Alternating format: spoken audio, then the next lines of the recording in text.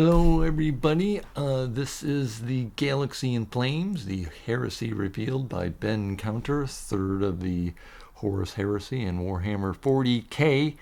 And before I get into that, one thing, I fixed my Demon Hands bookmark. Looks like something crawling out of my book.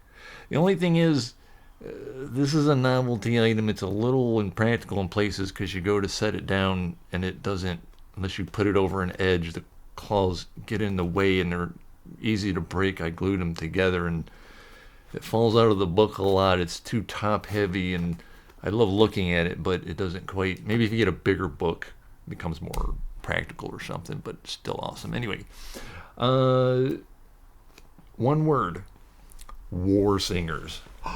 So the Imperium of Man forces are climbing up this pyramid, and the top of this pyramid is a war singer. And she's up there hovering above the ground, surrounded by harmonic energy as she sings her powers. And she influences an emotion there, crushes a mind there. Things and blocks and stuff are lifted up and thrown down as debris at the enemy forces. They blast away at her, and her harmonic energy force field deflects it all away. Just that was so cool. A D&D bard, a hyper bard, if you want to call it that. And I want more of that. If I decide to go on with the series, I might pick and choose and try to find things like, are there war singers in this one? The Emperor himself, the Emperor of Man, does not appear in these three books, and so I wasn't, one little downer about them. So that'll be something else I pick at to try to find scenes with him if I decide to eventually continue. But this is the third book. I wanted to dip my toes, and I did, and I'm glad I did because I've enjoyed all three books. I guess to get into it, the fracturing of Horus's followers. So you have on one side Horus and his gang who have seen the future, and it is the Emperor of Mankind being worshipped as a god, and they don't like that. On the other side is Loken, who's been our primary viewpoint character through the three books, although less so in books 2 and 3. There's a lot more seeing things from other people's eyes other than Loken's, and so almost to the point of turning him into a side character. But he has been the one that you might sympathize with the most because he's like, this is all bad. And he, on his side, there's this one woman called the Saint who has actually started up a religion following the Emperor as eventually a god.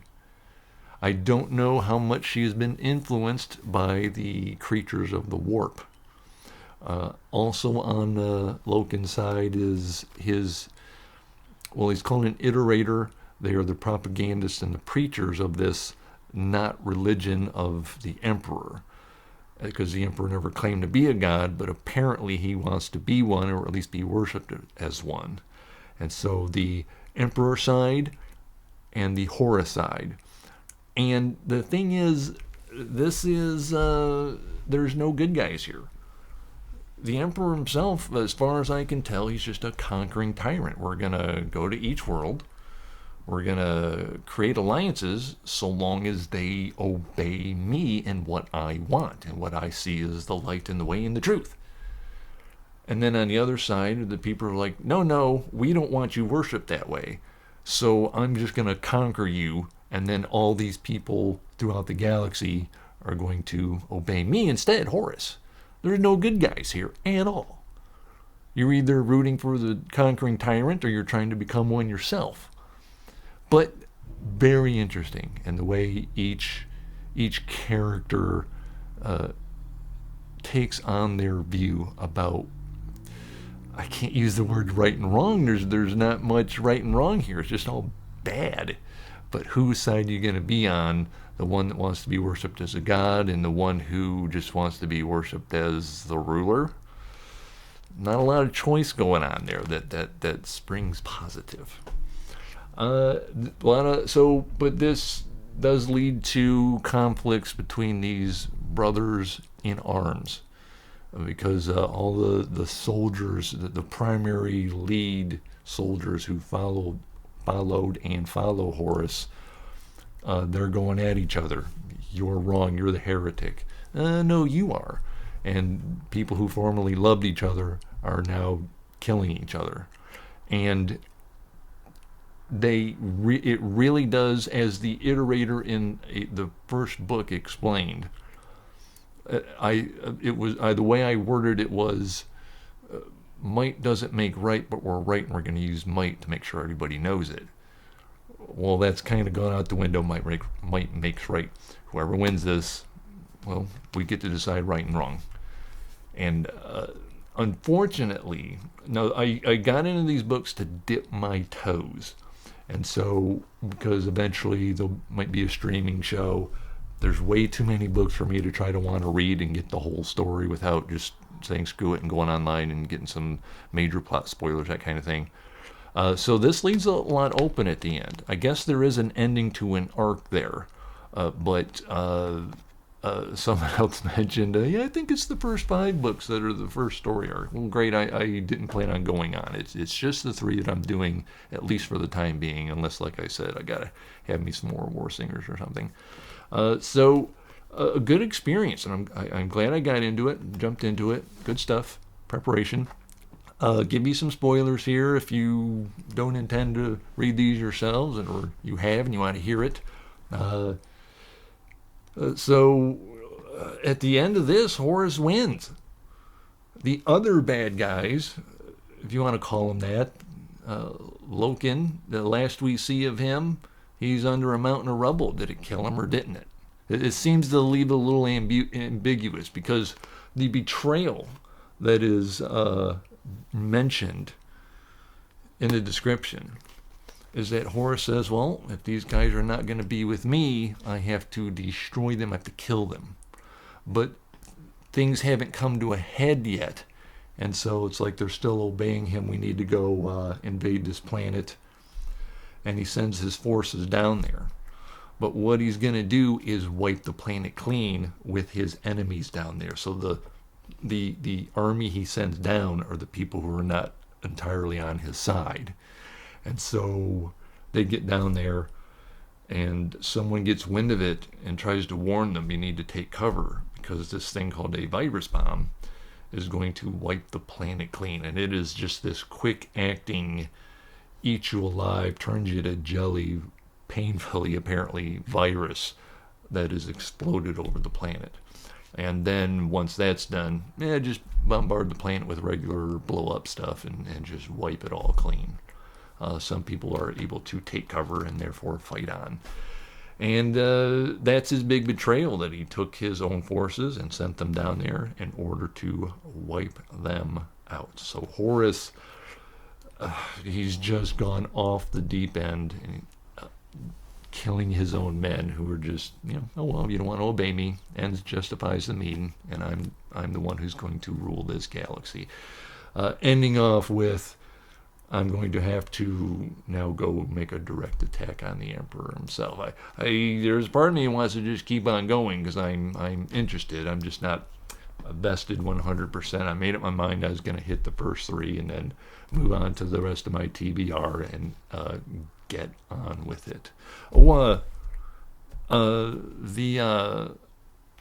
The War Singers, right? It reminded me of something. This is a comic series called Severn To Eternity. Give you a little look at it right there. And this also features someone who rules the world so long as you do what he says. And in his case, this is a fantasy series, he gets a direct mind connection to everyone who promises themselves to him. And there's this character called the Piper. He is the son of this ruler. And there's a picture. Let me get the glare off there. See it just a little bit better. There he is, hovering above everyone with this music energy, causing all kinds of problems. He's not in it a lot. It's a 17-issue series. You can get it as an omnibus, though, and it's really good to read and really good to look at. The artwork in this is amazing. And there's the Piper. He's got a few appearances, not a lot, but it was enough to remind me, and I got to recommend this. Good reading there, Severn To Eternity. little extra flavor to go with your World of Warcraft. So that's it then. But here is what's next. Books I've owned since I'm only guesstimating a little bit here since 1997 and have not read. And I am now going to finally read these things. There's a Stainless Steel Rat by Harry Harrison and A Stainless Steel Rat is Born. This looks, I didn't realize till I looked through this, these are much, so this is a bit of an omnibus itself. There's three books in this one book, and then this is a bunch of, I guess, origin stories or something. So the Stainless Steel Rat, I think I read the back of these before. When the legendary Special Corps finally corners the one man in the universe that no prison can hold, they have two choices. Either kill him, no easy task, or hire him for one-way assignments to the weirdest and deadliest planets in the galaxy. And the other one, this final volume, in the saga of James DeGritz. Who's James DeGritz? He must be the Stainless Steel Rat. The slippery, yeah, that's his name. Explores his humble beginnings as a petty criminal on the backward planet of Biddle Heaven and his rapid rise to the most wanted man on a dozen worlds. And it contains the never-before-told story of the fabled arch-criminal known as the Bishop, who tutored young Jim in the high arts of crime and gave him his legendary nickname. A rousing, rollicking, often touching tale, A Stainless Steel Rat is Born, is a stirring portrait of a man who learns to laugh at the laws that bind ordinary men. So, let's see. It says here, what stories we got here? They're named.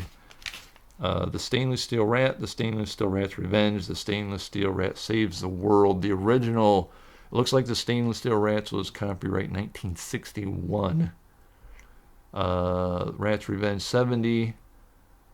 Saves the World 72. And then this one's like 1985. So old too. Well, not quite so old, I guess.